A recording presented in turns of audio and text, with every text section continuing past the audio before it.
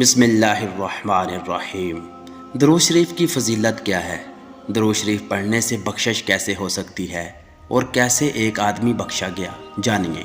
حضرت سیدنا شیخ احمد بن منصور علیہ رحمۃ اللہ الغفور جب فوت ہوئے تو اہل شیراز میں سے کسی نے خواب میں دیکھا کہ سر پر موتیوں والا تاج سجائے بہترین ہلا یعنی جنتی جوڑا زیبتن کیے وہ شیراز کی جامع مسجد کے محراب میں کھڑے ہیں۔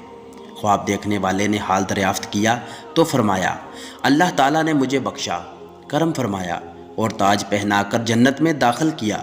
پوچھا کس سبب سے؟ فرمایا، میں تاجدار مدینہ صلی اللہ تعالیٰ علیہ وسلم پر کثرت سے درود پاک پڑھا کرتا تھا، یہی عمل کام آ گیا۔ اللہ تبارک و تعالیٰ کا کتنا بڑا کرم ہے کہ اس نے ہم پر ماہ رمضان المبارک کے روزے فرض کر کے ہمارے لیے سامان تقویٰ فراہم کیا۔ ترجمہ کنز الایمان۔ اے ایمان والو، تم پر روزے فرض کیے گئے جیسے اگلوں پر فرض ہوئے تھے کہ کہیں تمہیں پرہیزگاری ملے۔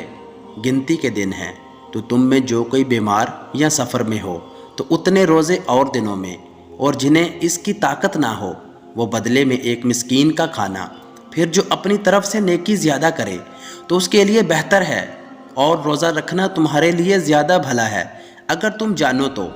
دوستو، ایسے مزید واقعات اور ویڈیوز کے لیے چینل کو سبسکرائب کر کے بیل نوٹیفیکیشن دبا لیں۔ ملتے ہیں نیکسٹ ویڈیو میں۔ اللہ حافظ۔